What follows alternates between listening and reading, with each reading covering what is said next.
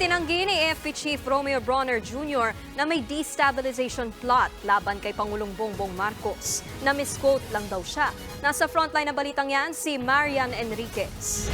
Medyo it was taken out of context, no? Yung sinabi ko, I did not mention about destabilization plot. Hindi totoong may destabilization plot laban kay Pangulong Bongbong Marcos sa hanay ng Armed Forces of the Philippines. Yan ang iginiit ni AFP Chief of Staff General Romeo Brawner Jr. matapos isiwalat ang umano'y nilulutong kudeta sa kanyang talumpati sa Joint Change of Command at Chief of Office Ceremony sa Camp Don Basilio Navarro sa Zamboanga City kahapon. Marami po tayong naririnig ngayon, masasabi natin mga destabilization efforts. May mga nagsasabi na dapat ay magkaroon ulit ng kudeta.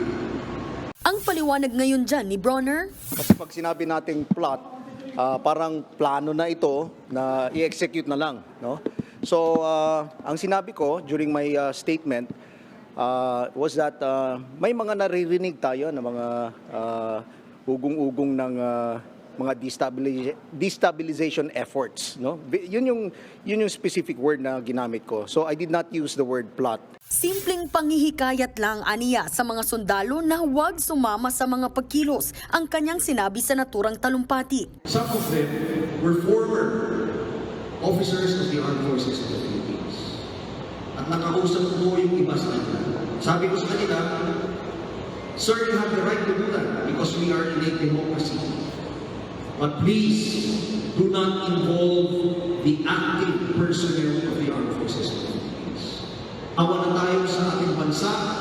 Let's give our country a chance to move forward to progress." Inulit din ni Brawner ang pahayag na yan ngayong araw. Sabi pa niya, noong September 21 pa umugong ang panghihikayat daw sa mga sundalo na sumama sa mga pagkilos kasabay ng martial law anniversary. Nauna nang sinabi ng ilan pang opisyal ng AFP na misquoted si Brawner. Bagay na sinigundahan ni National Security Advisor Eduardo Año. Wala rin aniyang destabilization movement sa gobyerno at nananatili raw na tapat ang AFP at buong security sector sa kanilang Commander-in-Chief na si Pangulong Bongbong Marcos. Pero aminado si Año na may healthy debates ang ilang retiradong sundalo hinggil sa ilang polisiya ng administrasyon.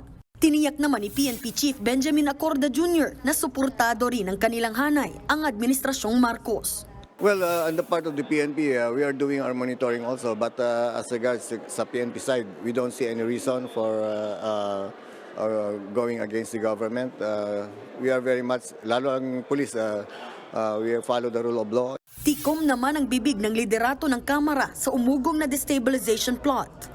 Nagsalita na yata si Chief of Staff, General Brawner, kaya doon na lang tayo, iiwan na natin sa salita na lang niya. Wala namang pahayag si Senate President Mig Zubiri.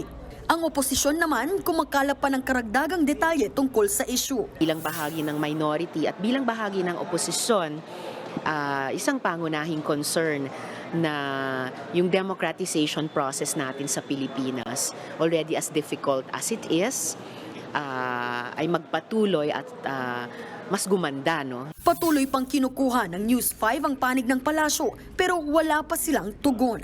Nagbabalita mula sa Frontline, Marian Enriquez, News 5. Mga kapatid, Nikki de Guzman po, iba na ang may alam at may pakialam sa panahon ngayon. Para sa tuloy-tuloy na balitaan sa Frontline kahit weekend, mag-follow at mag-subscribe sa social media pages ng News 5.